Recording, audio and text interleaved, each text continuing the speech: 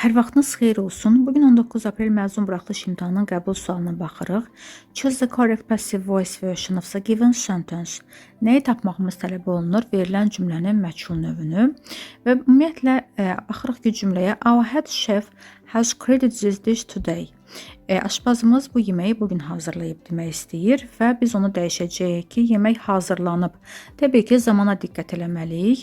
Ümumiyyətlə, ingilis dilində məchul növü düzəltmək üçün cümlənin mübtədası atılır və deməli, tamamlıq keçəcək önə. Həmçinin zamana diqqət eləmək lazımdır ki, hansı zamandadır? Present perfect-də görürük, indiki bitmiş zamanda və present perfect-ın da indiki bitmiş zamanın məchul növünü düzəltmək üçün have been, has been olacaq feilin üçüncü formu həmçinin yerində. Baxırıq ki, deməli, cümlədə mübtədanın atıblar, tamamlıq da öndədir.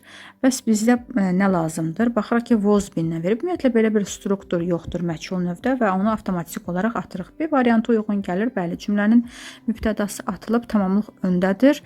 Has been ona görə olur ki, üçüncü şəxsin təkindədir.